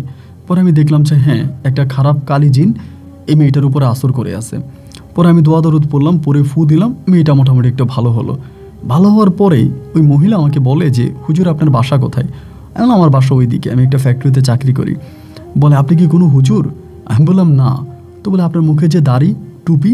আমি বললাম তো মুখে দাড়ি আর মাথায় টুপি থাকলে কি মানুষ হুজুর হয়? আমি হুজুর না। পরে বলে আপনি কী করেন? আমি বললাম ওইখানে একটা মাছের ফ্যাক্টরি আছে, ওই ফ্যাক্টরিতে কাজ করি। পরে আমারে বলে বাহ, আপনি তো অনেক ভালো। আচ্ছা হুজুর একটা কথা বলি, আপনি কি আমাদের বাসায় থাকবেন? এমনি আমারে বলতেছে হঠাৎ করে। আমি বললাম যে আপনাদের বাসায় থাকবো কেন, কি করব আপনাদের বাসায়? বলেন আপনি তো ফ্যাক্টরিতে চাকরি করেন, ওখানে বেতন পান, আমরা তার চেয়েও বেশি বেতন আপনাকে দিব। আমাদের একটা গার্ডেন বয় ছিল, মানে গার্ডেনে চাকরি করতে একটা ছেলে ছিল, ও 2 দিন হলো ছুটিতে গেছে। এখন হঠাৎ করে আজকে ও খবর পাঠাইছে ও আর আসবে না, আমাদের গার্ডেনে একটা লোক দরকার। আর আপনি যেহেতু হুজুর মানুষ, আপনাকে দেখে ভালো লাগছে, দোয়া দরুদ পড়তে পারেন ভালো, তাই আপনি কি আমাদের বাসায় কাজ করবেন? মানে আমি চাইলাম মেঘ, শুরু হয়ে গেল বৃষ্টি। আমি তখন বললাম যে হ্যাঁ, আমার কোনো সমস্যা নাই, যদি আমি ওইখানে যে টাকা বেতন পাই সেই টাকা যদি আপনারা আমারে দেন, তাহলে আপনাদের বাসায় কাজ করতে আমার কোনো আপত্তি নেই, আমি করতে পারি।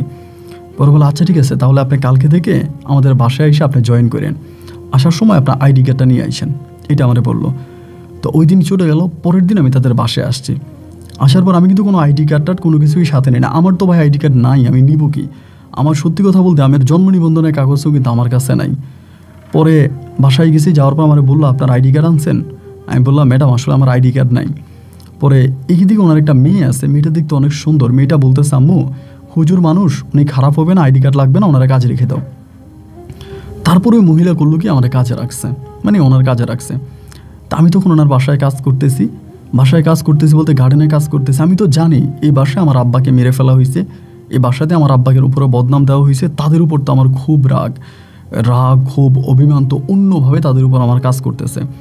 তো বাসায় কাজ করতেছি এমন করতে করতে কয়েকটা দিন কাজ করার পরে ওনার মেয়ে, এটা হচ্ছে ওনার সবচেয়ে ছোটো মেয়ে, নাম হচ্ছে ফারিসা নামের ওই মেয়েটা তখন আমি দেখি আমার দিকে একটু খারাপভাবে তাকায়। ধরুন আমি তো পায়জামা পাঞ্জাবি পরে থাকি সবসময়, আর আমি দেখতে শুনতে একটু ভালো ছিলাম, মানে এরকমভাবে চলাফেরা করি। একদিন হলো কি, মেয়েটা আমারে বলতেছে যে, আমাকে বিকেলবেলা বলতেছে যে, আমারে বলে যে শামীম ভাই একটা কথা বলবো, যদি আপনি আমার আব্বা আম্মাকে না বলেন। আমি বললাম ঠিক আছে, আমি আপনার আব্বা আম্মাকে বলবো না, কি বলবেন? পরে বলে কালকে কি আপনি আমার সাথে একটু একটা জায়গায় যেতে পারবেন 10টার দিকে? আমি বললাম 10টার দিকে আপনার সাথে কোথায় যাব? পরে বলে আমি নিয়ে যাব, আমার আব্বা আম্মাকে কিছু বলা যাবে না কিন্তু। আমি বললাম ঠিক আছে, আমি আপনার আব্বা আম্মাকে বলবো না, কিন্তু কোথায় যাবেন তা তো বলবেন। বলে আমি একটা ছেলের সাথে রিলেশন করতাম, এবং ওই ছেলেটা হঠাৎ করে আমার সাথে চিটিং করে অন্য একটা মেয়ের সাথে এখন প্রেম করে। আমি বললাম ও আচ্ছা, তো এখন আমি কি করব?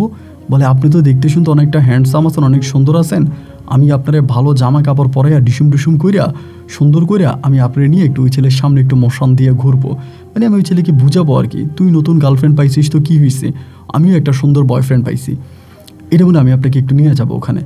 আমি বললাম আমি আপনাদের বাসায় কাজ করি আর আপনি আমারে ওই ছেলের সামনে নিয়ে যাবেন আপনার বয়ফ্রেন্ড হিসাবে? মেয়ে আমারে বলে আমি তো ওই ছেলের সাথে আপনাকে পরিচয় করাই দিব না, শুধু আপনাকে নিয়ে যাব যাতে ওই ছেলে দেখলে বুঝে যে না আমিও একটা সুন্দর ছেলের সাথে রিলেশন করি, ও তখন মনের ভিতরে জ্বলবে পড়বে। আমি বললাম আচ্ছা ঠিক আছে। পরের দিন তার আব্বা আম্মা মনে হয় বাসা থেকে বেরিয়ে গেল, ওই দিকে আমার ভাই এত দামি পোশাক আশাক আইনে দিছে, এইরকম পোশাক আশাক আমার জীবনেও আমি দেখি নাই, এত দামি এত সুন্দর পোশাক আশাক। এগুলো পরার পর আমার নিজেকে পুরো সিনেমার হিরোর মতো মনে হচ্ছে, জুতো প্যান্ট ক্যাপ, এত দামি পোশাক আশাক পরে ও তখন আমাকে নিয়ে তাদের গাড়ি নিয়ে ওদের ড্রাইভার নিয়ে তখন বের হয়েছে। আবার ড্রাইভারকেও বলে রাখছে যাতে মানে আমার কথা না বলে ওর আব্বা আম্মাকে, কেমনি ড্রাইভারকে ফিটিং করছে ওই জানে। পরে একটা রেস্টুরেন্টে নিয়ে গেল, ওদের ক্যাম্পাসে ওইদিকে নিয়ে গেলাম, এটা কলেজে পড়তো, প্রথমে ক্যাম্পাসে নিয়ে গেল, ওখান থেকে রেস্টুরেন্টে নিয়ে গেল। একটা ছেলে দেখি বারবার আমার দিকে তাকাইতে আসে, ওই ছেলেটা দেখতে অতটা সুন্দর না, একটু খাটো করে মোটা, মানে সুন্দর না, ওই ছেলে দেখি বারবার আমার দিকে তাকাইতে আসে। পরে আমি বললাম ম্যাডাম ওইটা কি আপনার বয়ফ্রেন্ড? বলে হ্যাঁ। ওর দিকে তাকায়েন না, আপনি আমার দিকে তাকাই থাকেন। ওই আমার হাত ধরে রেস্টুরেন্ট আমার সাথে কথা বলে পাশে বসে, মানে যেগুলো আমার কাছে ছিল পুরো কল্পনার মতো। আমার ভিতরেও কেমন জানি এই সুন্দর মেয়েটাকে পাওয়ার পরে নিজের ভিতরেও একরকমের অন্যরকম ভালোবাসা কাজ করতে শুরু করে। ওই যখন আমার পাশে আসে, আমার কাছে এসে আমার কাঁধে মাথা রাখে, আমার হাত ধরে আমার শরীর স্পর্শ করে, আমার ভিতরে তখন কেমন জানি এক ভালো লাগা কাজ করতে শুরু করে। এরপরে এইটা কেটে গেল, কেটে যাওয়ার পরে এই মেয়েটা তখন ঘরে আসার পরে সারাক্ষণ আমার সাথে দুষ্টুমি করতো, আমার কাছে আসার চেষ্টা করতো, আমার সাথে রিলেশন করার চেষ্টা করতো, মানে সত্যি কথা বলতো আমার উপরে দুর্বল হয়ে যায়। এবং দুর্বল হয়ে যাওয়ার পরে আমি তখন আসলেই আমি জানি এটা অন্যায় করছি, অপরাধ করছি, তারপরেও আমি সত্যটাই বলি, আমি ওই বাসায় তখন এই মেয়ের সাথে শারীরিক সম্পর্কে লিপ্ত হই। এবং একবার না বেশ কয়েকবার এই মেয়ের সাথে আমি ওই বাসায় এই ধরনের কাজ করি, খারাপ কাজ করি। এবং করার পরে ওই মেয়েও আমার উপর অনেকটা দুর্বল হয়ে যায়, আমি মেয়ের উপর দুর্বল হয়ে যাই, মেয়েও আমার উপর অনেকটা দুর্বল হয়ে যায়। তো আমার তো টার্গেট হচ্ছে ওদের উপরে প্রতিশোধ নিব। এবং এরকম করতে করতে এই মেয়ের মাধ্যমে, মেয়ের বড় বোনের মাধ্যমে, মানে মেয়ের একেবারে যে বড় বোন ছিল ওই বড় বোনের মাধ্যমে জানতে পারি মেয়ের মা খুবই খারাপ, মানে ওর যে মা আছে ফাহিমা খুবই দুর্চরিত্রা, খারাপ একটা মহিলা।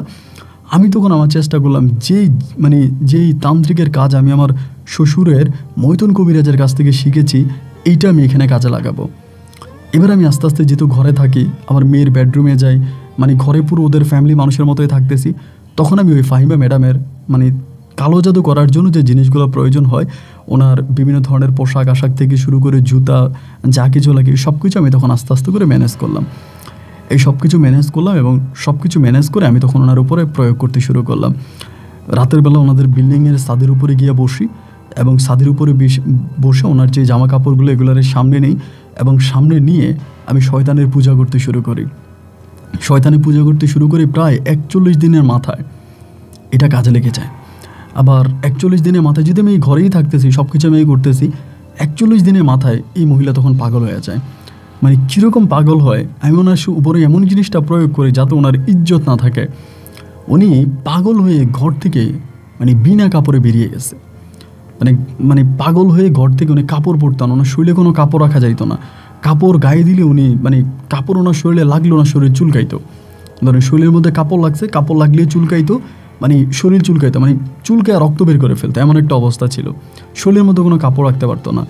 একটা পর্যায়ে এরকম হলো যে উনি উলঙ্গ হয়ে ঘরের মধ্যে বসে থাকতো, ওনার মেয়েরা ওনার জামাই যাইতো খাবার দিতে এবং উলঙ্গ অবস্থায় থাকতো। তারা আবার কিন্তু কবিরাজ দেখাইছে, তাদের কবিরাজ দেখাইতো, তাদের কবিরাজ ওইখান থেকে কাজ করতো, আমি আবার ঘরের ভিতর থেকে এটা উল্টা কাজ করে দিতাম।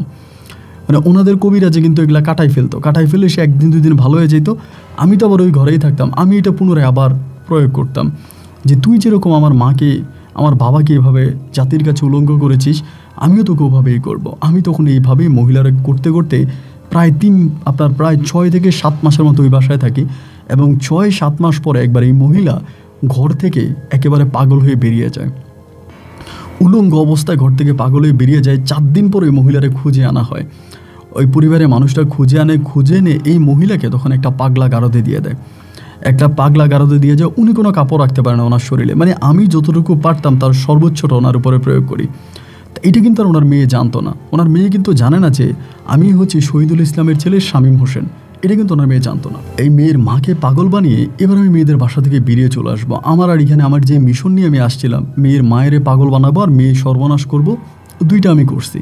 আর আর আমার ওই বাসার মধ্যে আর তো কোনো টার্গেট নেই। আমি বাসা থেকে তখন চাকরি ছেড়ে দেবো, আমার বোনের বাসায় চলে যেতাম। আমার ওই বাসায় আমি যাইতাম না। এখন এই মেয়ে আমার পুরো পাগল হয়ে গেছে। আমার বোনের বাসায় যাই আমার খুঁজে বের করে। ওই মেয়ে তো আর জানে না আমার আব্বার ঘটনা। আমার আব্বা যখন মারা যায় তখন তো এই মেয়ে অনেক ছোটো ছিল, তো ওই কিন্তু আর জানতো না। আর আমার বোনও কিন্তু আর ওকে চিনে না।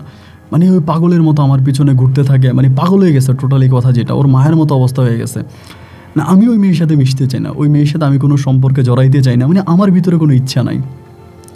দেখলাম যে মেয়েটা পাগলামি করে, হাত কেটে ফেলে, রাস্তার মধ্যে সিনক্রেট করে, কী যে একটা অবস্থা করে তা বলার মতো না। পরে আমি চিন্তা করলাম যে মেয়েটা যেহেতু দেখতে শুনতে ভালো, পারিবারিক অবস্থাও ভালো, এই মেয়ে যদি তার বাবা মা সব কিছু ছেড়ে আমার কাছে চলে আসে তাহলে আমি তার সাথে সংসার করব। ও যেহেতু দেখতে শুনতে খুবই রূপবতী এবং সুন্দরী।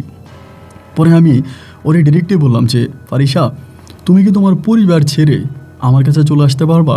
কখনোই তোমার পরিবারের কাছে ফিরে যেতে পারবা না, তোমার পরিবারের সাথে কোনো সম্পর্ক রাখতে পারবা না।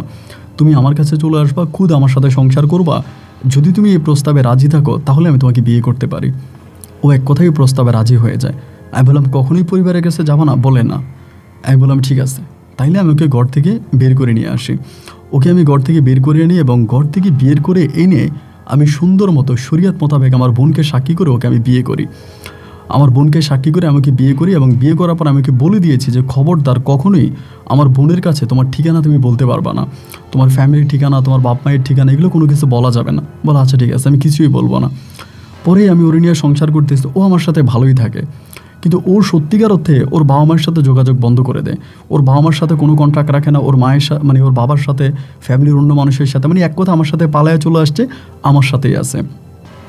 এইভাবে দিনে রাতগুলো কাটতেছে। আমি তখন মোবাইল ফোন ব্যবহার করতাম, আমি আমার পরিবারের সাথে, মার সাথে, এর সাথে কথা বলতাম। এমন করতে করতে ওর বাবা তখন খোঁজা শুরু করছে, আপনার পারিসার বাবা ওরে খোঁজা শুরু করছে। তো ওই এলাকায় থাকা আমার জন্য তখন ডিফিকাল্ট হয়ে গেল, কঠিন হয়ে গেল। এবং কঠিন হয়ে যাওয়ার পরে আমি তখন সিদ্ধান্ত নিলাম সেখান থেকে আমার দুলাভাইয়ের মাধ্যমে, আমার দুলাভাই কিন্তু রিক্সা চালাইতো, ওনার মাধ্যমে আমি তখন চিটংয়ে একটা কাজের ব্যবস্থা করি, একটা ফ্যাক্টরিতে, একটা সোয়েটার ফ্যাক্টরি বলতে গার্মেন্টসে, ওখানে একটা কাজের ব্যবস্থা করি। আমি তখন এই পারিসারি নিয়ে ওইখান থেকে চট্টগ্রামে চলে যাই। ও এত বড় লোকের মেয়ে ছিল, ওদের বাড়িতে 2-3টা গাড়ি ছিল, বিশাল গার্ডেন ছিল, এত টাকার মালিক, কিন্তু তারপরেও কখনোই কোনো দিন ও এই অহংকার আমার উপরে দেখেনি। ও সত্যি অনেক ভালো ছিল। ওকে পাওয়ার পরে আমার জীবনটাই পুরো পাল্টে গেল। এবং ওর সাথে আমি তখন ওখানে সংসার করতেছি, থাকতেছি, দুজনে ফিরতেছি, ঘুরতেছি, এবং তখন আমার খুব ভালোভাবেই দিন রাত কাটতেছে। এমন করতে করতে একদিন রাতের বেলায় আমি গিয়েছিলাম আমার ফ্যাক্টরিতে। তো সেই রাতে আমার নাইট ডিউটি হয়েছে। নাইট ডিউটি করে বাসায় আসছি, আইসা আমি ঘুমিয়ে গেছি। ঘুম থেকে উঠছি বিকালবেলা। উঠার পরে ও কেমন জানি মনটা একটু খারাপ করে রাখছে, মুখটা একটু কালো। আমি বললাম কী ব্যাপার, তোমার মুখ এরকম কালো কেন, কোনো সমস্যা? আমার বলে না, কোনো সমস্যা না, আমি একটু ঢাকায় বরিশালে যাব। আমি বললাম যে কেন যাবা?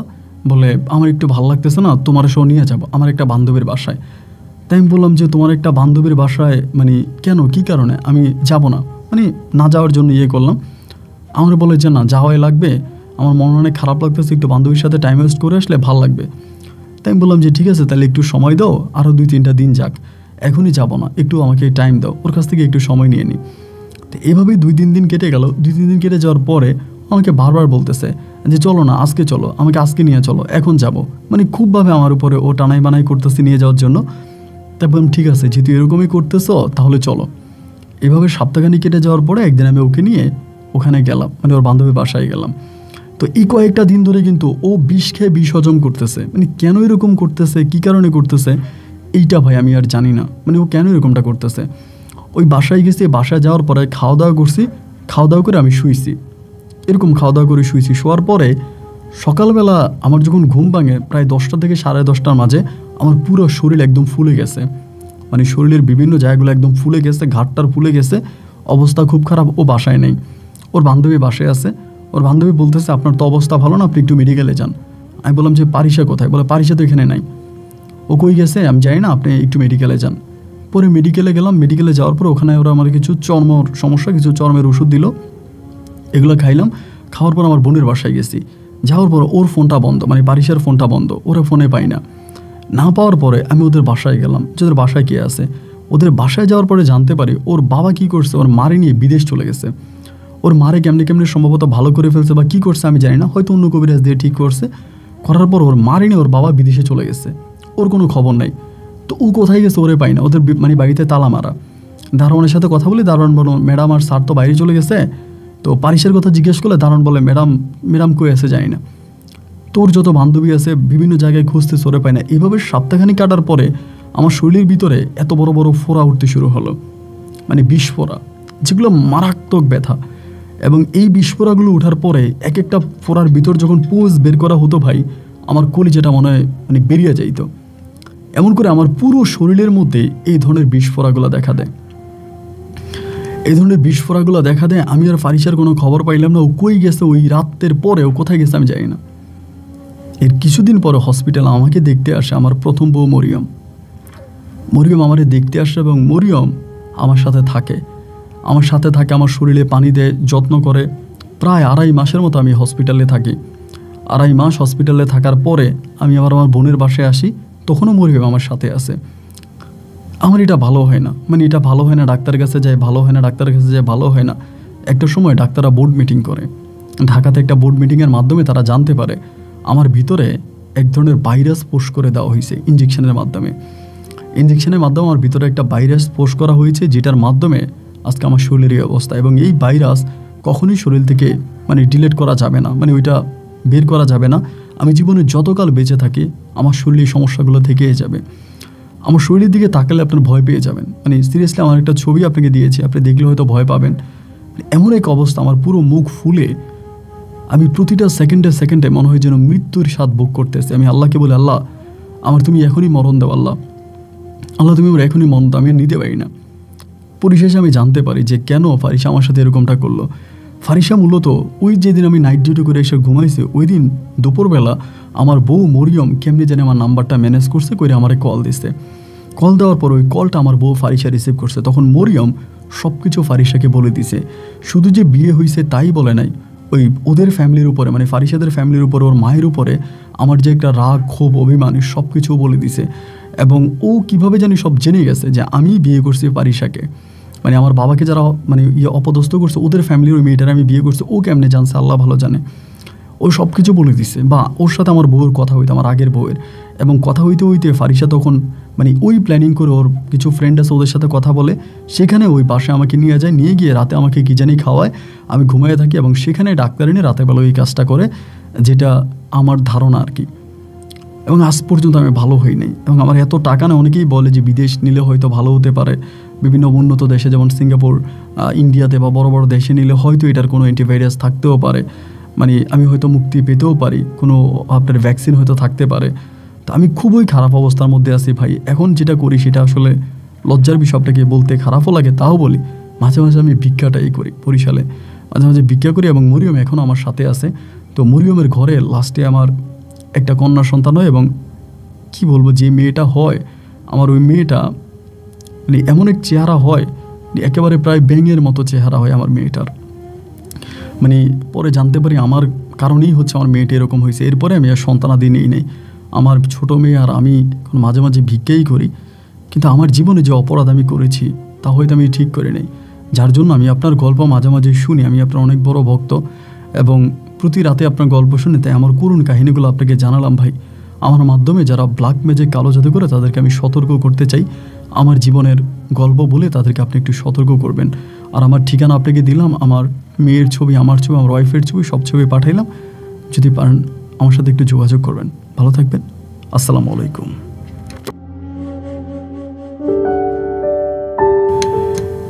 বন্ধুরা সবাইকে অনেক বেশি ধন্যবাদ এই পর্যন্ত আমার সাথে থেকে বরিশালের ভাই শামীম হোসেনের জীবনের এই আশ্চর্যজনক ভয়ঙ্কর বাস্তব গল্পটা শোনার জন্য।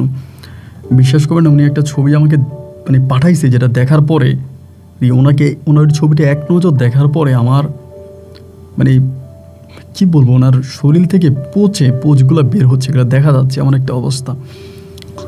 তা আল্লাহ আমার শত্রুরেও কখনো এই ধরনের ঘটনা না ঘটাক, আমার শত্রুকেও কখনো আল্লাহ এই ধরনের রোগ না দেখ। ফাহিম আপনার শামীম ভাই অনেক অপরাধ করেছে, বিশেষ করে কালো জাদু। সে আপনার যেমন বড়ই শত্রু হোক যাই হোক, কখনোই কারো উপরে কালো জাদু প্রয়োগ করতে নেয়। কারণ কালো জাদু এরকম একটা জিনিস, আমার রাসূলের তরফ থেকে বলা আছে, এই কাজ যিনি করে তিনি তো জাহান্নামী, তার থেকেও বড় জাহান্নামী দুনিয়াতে হতে পারে না। আর রাগ, দেখেন শামীম ভাই তার বউ প্রথমেই বলেছিল আল্লাহর উপরে ছেড়ে দাও, কিন্তু শামীম ভাই আল্লাহর উপরে ছাড়ে নাই। প্রথমত পারিসের উপরে তার একটা লোভ কাজ করেছে, মেয়েটাকে বিয়ে করছে, মেয়েটা সর্বনাশ করেছে এবং মেয়েটাও তার সর্বনাশ করে দিল। আর একে তার বাবা মারা গেল শহীদুল ইসলাম। শহীদুল ইসলাম কীভাবে মারা গেল তার কোনো ব্যাখ্যা উনি দিতে পারেন না। মানে আসলেই শহীদুল ইসলামের কোনো অপরাধ ছিল কি না, অন্যায় ছিল কি না, সেটা আল্লাহ তাআলাই ভালো জানে, তার কোনো প্রমাণ এখনও পাওয়া যায়নি। তো ফাহিমা খারাপ ছিল সেটা হয়তো শামীম ভাইয়ের মুখে আমার শোনা। খারাপ হলেও কখনো কারো উপরে কালো জাদু প্রয়োগ করতে নাই। শামীম ভাই যদি এটা বলতো যে আমার আব্বা যদি কোনো অপরাধ না করে থাকে আর কেউ যদি আমার আব্বার ক্ষতি করে, আল্লাহ তুমি তার বিচার কইরো, আল্লাহ তুমি তার বিচার করো, মানে বিচারটা যদি তিনি তার কাছে দিত তাহলে শামীম ভাইয়ের জীবনে এটা ঘটতো না। কিন্তু শামীম ভাই সেটা না করে বিচার নিজেই করতে গেল, আর নিজে করতে গেছে বলেই আজকে তার এই করুণ পরিণতি। এই জন্য সবাইকে বলবো, কেউ আপনার মনে কষ্ট দিয়েছে, আপনার মনে আঘাত দিয়েছে, আপনার ক্ষতি করেছে, আপনি নির্দ্বিধায় উপরের দিকে তাকিয়ে আল্লাহকে বলে দেন, আল্লাহ আল্লাহ তুমি তার বিচার কইরো, বা আল্লাহ তুমি তাকে হেদায়েত করো, বিচার না তারা হেদায়েত কইরো। এটাই কিন্তু সবচেয়ে বড় বিচার। আপনি বিচারটা এমন জায়গায় দেন না রে ভাই, যেটার চেয়েও বড় আদালত দুনিয়াতে কিছু হতে পারে না। যাই হোক বন্ধুরা, যারা এই গল্প শুনেছেন, গল্প থেকে সতর্ক হলে আমার গল্প বলা সার্থক। সবাই ভালো থাকবেন, সুস্থ থাকবেন, এই শুভকামনায় আজকের মতো এখানেই বিদায়। দেখা হবে অন্যদিন অন্য কারো বাস্তব জীবনের গল্প নিয়ে। আল্লাহ হাফেজ এন্ড আসসালামু আলাইকুম।